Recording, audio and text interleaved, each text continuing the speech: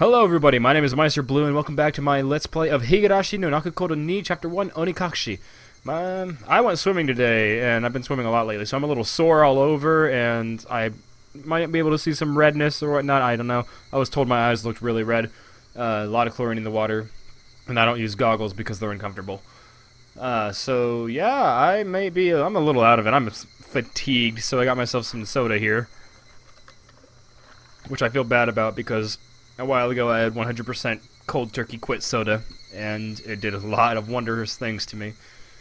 So I feel a bit bad about having the soda, but then again, I also feel like I really need this caffeine because I have a lot of stuff to do tonight. I'm going to finish up some videos, get them ready to upload and whatnot, because I'm going on vacation for 5-6 days, something like that. And I, so far, have enough videos already pre-ready for release to last through 5 of those days, so I'm thinking it's 6 days I'm going up, I'm not sure. So yeah, I wanted to make sure I have plenty of videos so that even though I'm on vacation and won't have access to my computer, I will still be able to release a video a day, so yay, go me, being responsible and whatnot. Last time we came across Creepy Rena for the first time, which is my favorite kind of Rena. I have a kink for her. I don't even care. I don't even care. I don't even care. So we're going to continue on with this little freakiness that's been going on. Who was that person who looked like Rena Ryugu? Of course, it's the end of the scene. I have a curse. This is the real curse of Oyashiro-sama. Is that I always end a video right before the scene ends. Oh god, soda's making me grosser. I don't even think grosser's a word. More gross.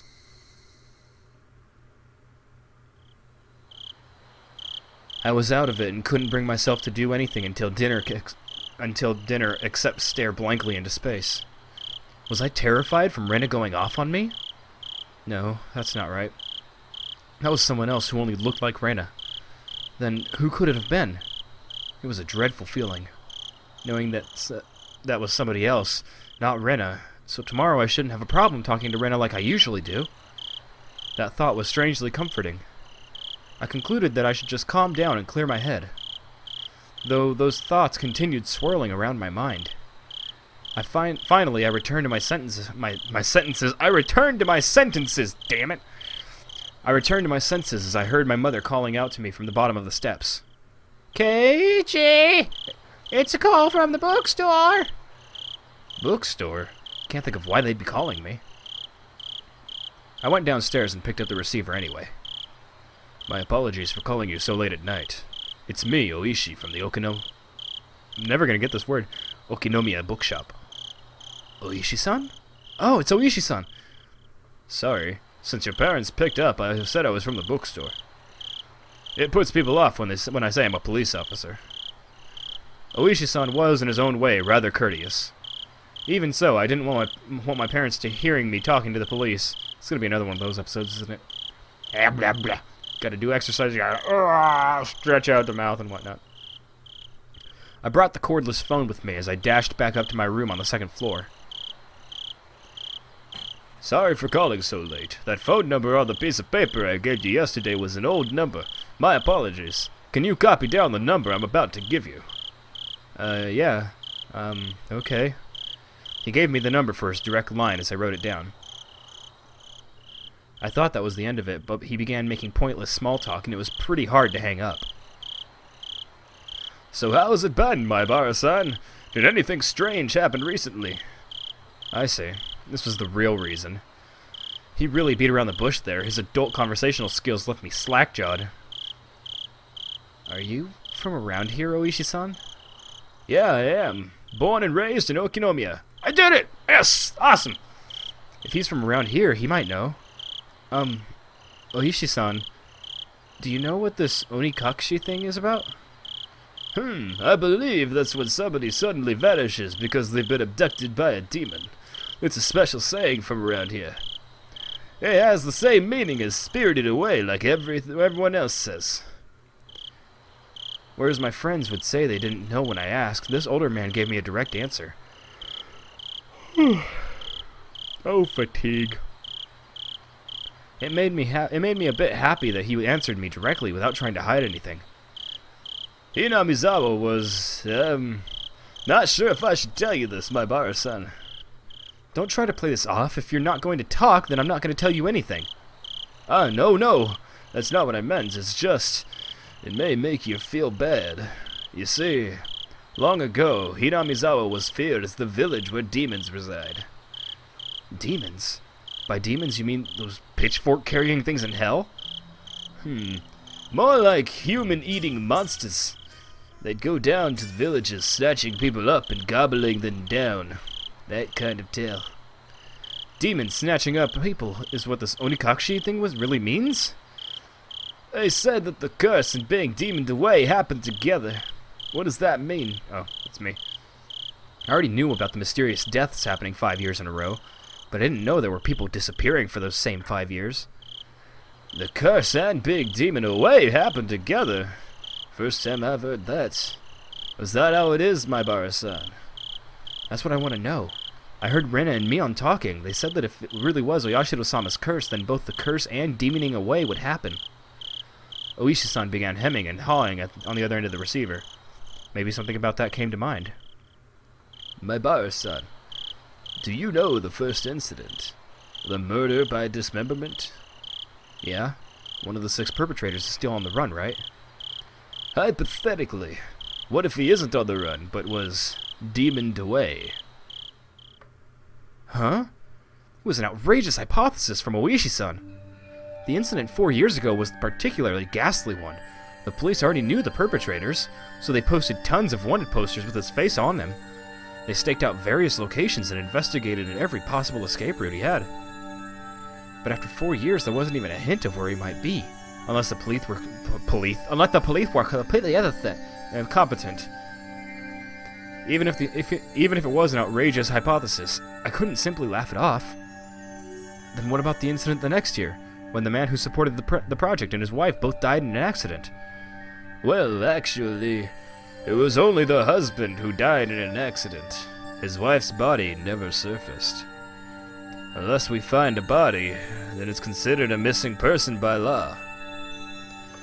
At the time of this incident, with the river below the cliff being muddy rapids, the police divers had searched every branch off the main stream of the river for dozens of miles, but in the end they weren't able to find the body.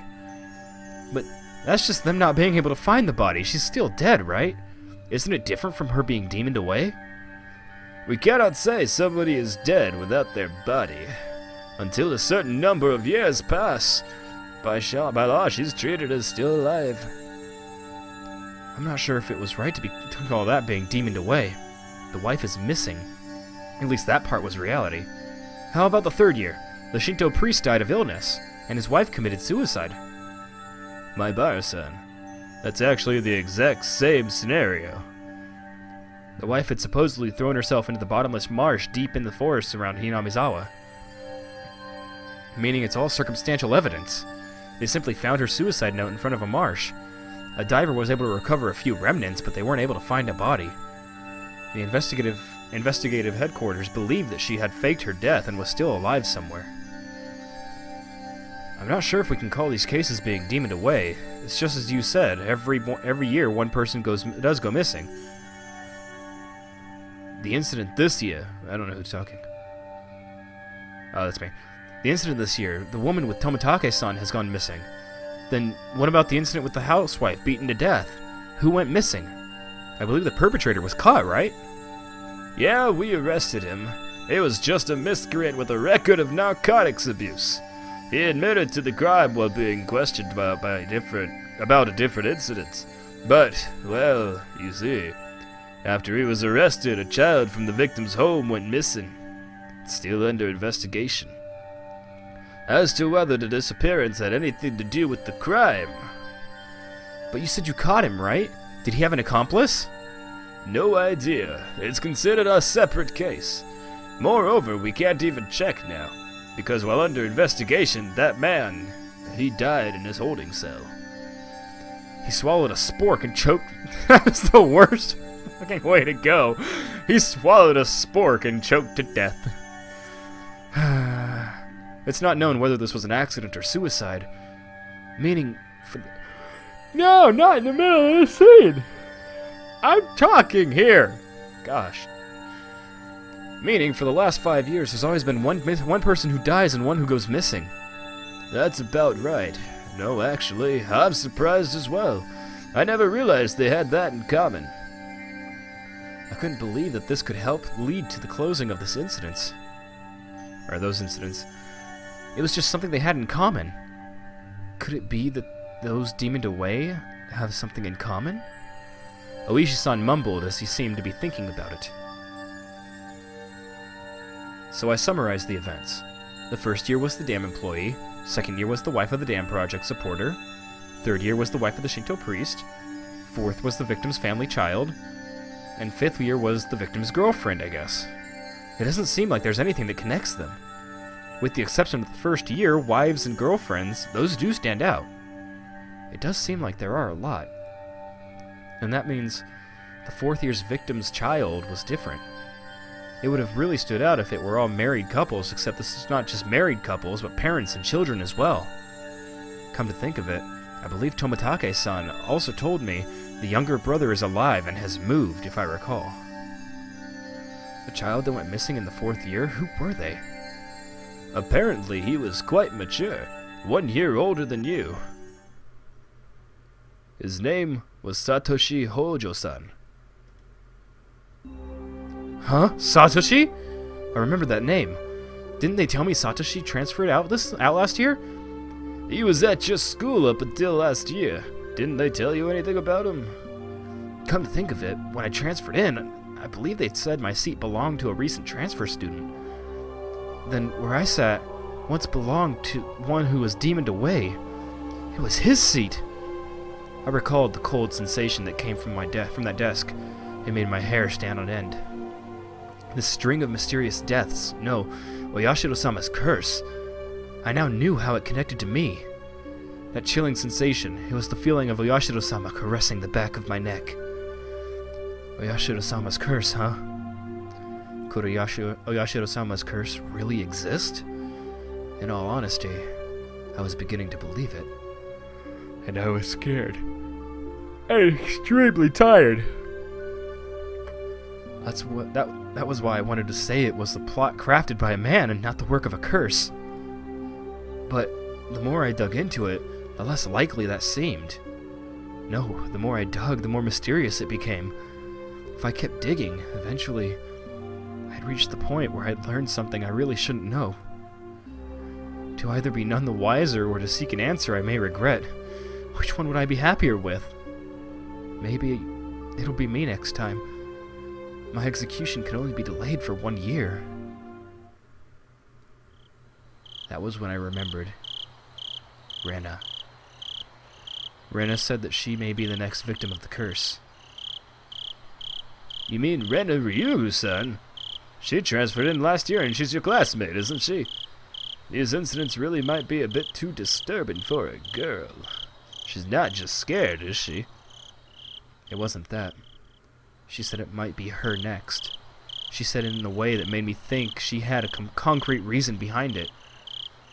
It felt like she was convinced, almost as if, you could say, she was frightened. Her sudden change in demeanor. That someone who looked like Rena but wasn't Rena. That might be unrelated. All the strange things that I felt from Rena today came back to me. I see. Then I'll be doing a bit of investigating on this end. Please continue your observations of Ryugu-san, Maibara-san. Are you asking me to keep Rena under surveillance? That's not what I mean, Maibara. I just want you to watch out for your friend so she doesn't end up the next victim. At that moment, just as my mouth was agape because I was so impressed with his mature, clever way with words. Knock, knock. A sudden knock at the door sent my heart racing. In an instant, I had pointlessly covered up the end of the receiver. Keiichi, get the door, please! On the other side of the door, I heard my father's oddly upbeat voice. What could it be? It's so late. Sorry, my dad just came in. Can we leave it at this for tonight? Yeah, my apologies again for calling so late. If you find anything else out, please let me know. I'll tell you if I make any progress on this end. Well then, have a pleasant evening.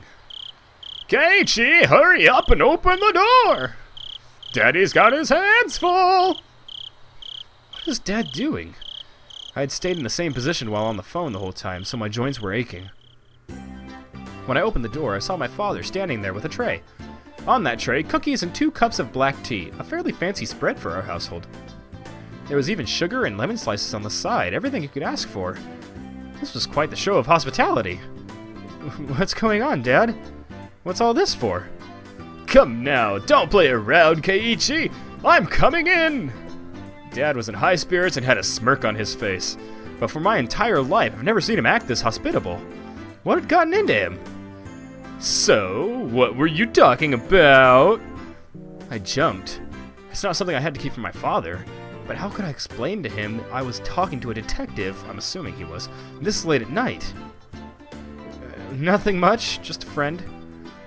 I don't mean on the phone. She was here, wasn't she? Rena-chan.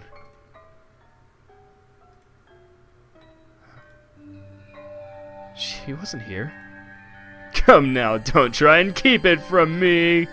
She just came over to play. You two were chatting away, so I thought I'd bring some tea, but it looks like I just missed her.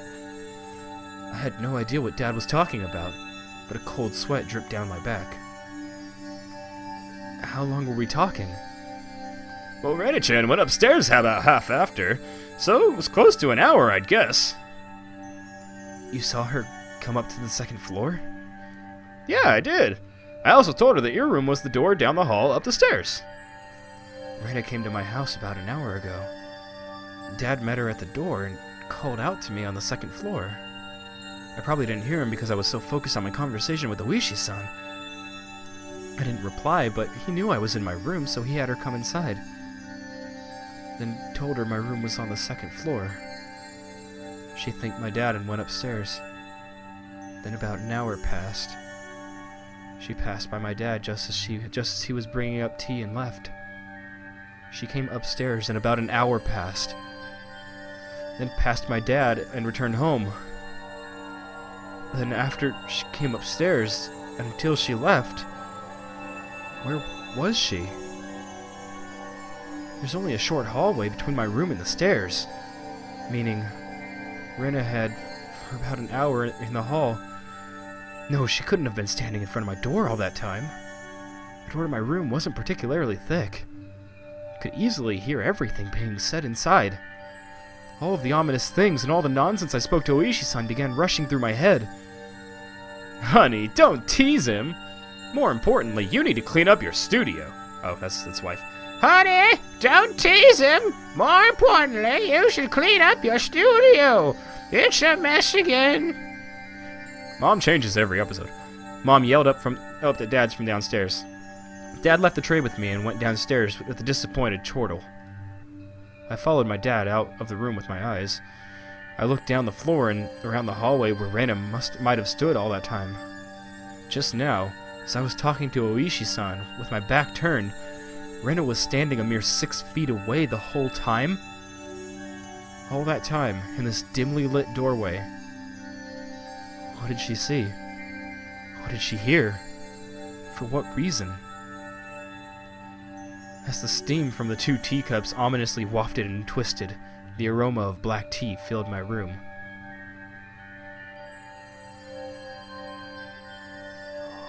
Oh. This was the moment where I knew that I would really like this series, because they handle this scene incredibly creepy in both the anime and the manga. They make it so creepy, and I love it so much. The manga in particular, if you have a chance, check out the manga. Lies! I got an achievement for lies! Ooh! Usora! Oh god. But yeah, really awesome.